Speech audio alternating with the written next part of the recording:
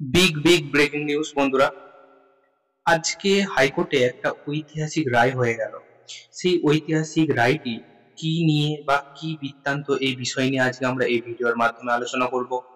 এবং তোমরা সকলেই জানো যে এসএসসির আজকের গুরুত্বপূর্ণ সওয়াল জবাবে কারা পরীক্ষায় বসতে পারবে, নতুন ও পুরনোদের কি আলাদা পরীক্ষা হবে না কি ব্যাপার হবে, সব কিন্তু বিস্তারিত এবং পুঙ্খানুপুঙ্খ আজকে বিশ্লেষণ করব এই ভিডিওর মাধ্যমে। যদি ভিডিওটি ভালো লাগে অবশ্যই বেশি বেশি করে লাইক করবেন, শেয়ার করবেন এবং সাবস্ক্রাইব করবেন। একটা লাইক করবেন যাতে আমাদের ভিডিও বানাতে অবশ্যই একটা মোটিভেট পাওয়া যায়। তাহলে শুরু করা যাক আজকের আমাদের ভিডিওটি।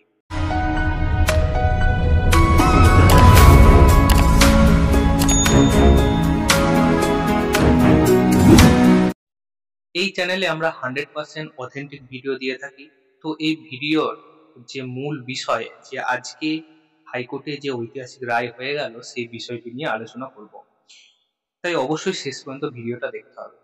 আজকে যখন বলা হয়েছিল যে লাইভ শুরু হয়েছিল, তখন কিন্তু মাত্র 5 মিনিট লাইভ হয়েছে, তারপর আর কিন্তু লাইভ হয়নি। বাকিটা কোনো কারণবশত সেটা অফলাইনে হয়েছে।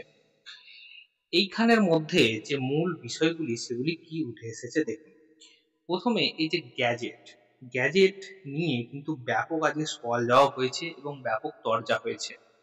তো এই গ্যাজেটের মাধ্যমে কি দাবি রাখা হয়েছে শিক্ষকদের পক্ষ থেকে? বলা হয়েছে 26,000 শিক্ষকদের জন্য পুরনো 2016 গ্যাজেট অনুযায়ী করার কথা বলা হয় শিক্ষকদের উকিলদের তরফে।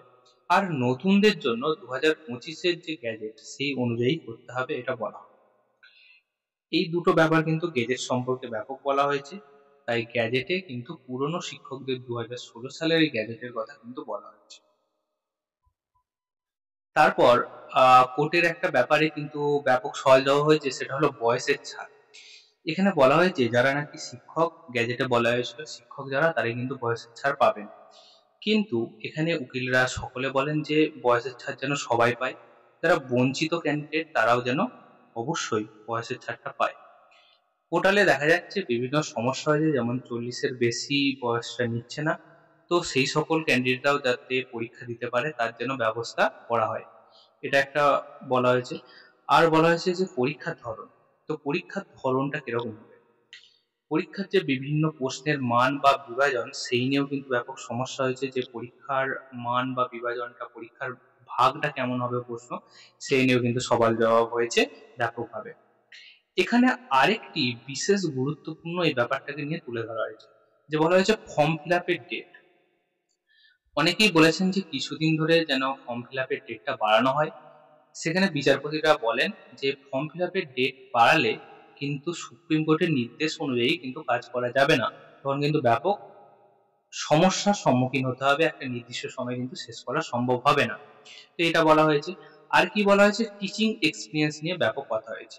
যে 10 নম্বর দেবার কথা ছিল তা নিয়ে কিন্তু ব্যাপক সওয়াল হয়।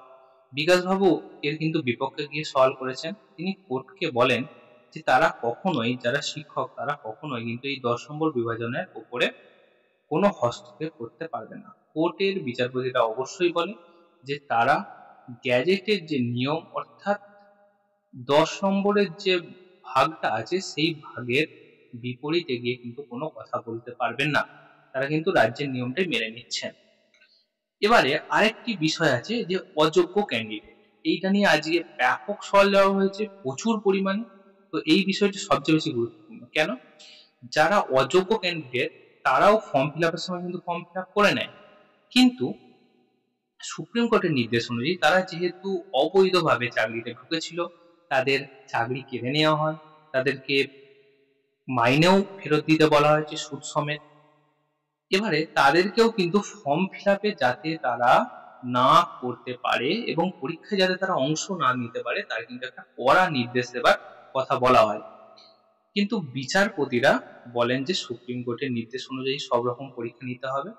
তবে একটা কথা এসএসসির তরফে বলা হয়েছে, অর্থাৎ অযোগ্য ক্যান্ডিডেটের তরফে বলা হয়েছে, যে যেহেতু ওদের চাকরি কেড়ে নেওয়া হয়েছে, ওদের সুদ সমেত টাকা ফেরত দেওয়ার কথা বলা হয়েছে, কিন্তু তারা কেন অংশগ্রহণ করতে পারবে না পরীক্ষাতে? তো পরীক্ষা একটা মাধ্যম, তারা অবশ্যই অংশগ্রহণ করতে পারে, এটা বলা হয়েছে। তবে একটা কথা এখানে বলা হয়েছে যে সুপ্রিম কোর্ট এবং হাইকোর্টের মার্চ করে অবশ্যই বিষয়টিকে কিন্তু দেখা হবে। সুপ্রিম কোর্টের এবং হাইকোর্টের বিষয়টিকে মার্চ করে দুটোকে নিয়েই কিন্তু করা হবে। এবার হচ্ছে রায়, এর রায়ের উপর কি বলা হয়েছে। মূলত আজকে হাইকোর্টের যে নির্দেশ সেটা কি বলা হয়েছে রায়টায়। কোর্ট বিচারপতি বলেছেন যে গ্যাজেটে তারা কিচ্ছু কোনো হস্তক্ষেপ করতে পারবে না, তবে অযোগ্য ক্যান্ডিডেটরা যাতে অংশ নিতে না পারে, তারা যাতে পরীক্ষায় না বসতে পারে, তার কিন্তু তারা একটা কড়া ব্যবস্থা নিতে চলেছেন। পরবর্তীকালে দেখা যাক এর আসল অর্ডার কপিটা কি আসে, সেই অর্ডার কপি অনুযায়ী আমি একটা ভিডিও বানাবো। পরবর্তীকালে এর শুনানি কি হয় তার বিষয় নিয়েও কিন্তু একটা ভিডিও বানাবো। তাহলে দেখা হচ্ছে অন্য কোনো ভিডিওতে, অন্য কোনো দিন। After all, thanks for watching, best of luck. আমি আপনাদের ওভারঅল একটা আজকে নিউজে অর্থাৎ ঐতিহাসিক রায়ের কি হলো তার একটা ধারণা দিলাম। তো অবশ্যই যদি ভিডিওটি ভালো লাগে তো বেশি বেশি করে লাইক করবেন, শেয়ার করবেন, সাবস্ক্রাইব করবেন। দেখা হচ্ছে অন্য কোনো ভিডিও।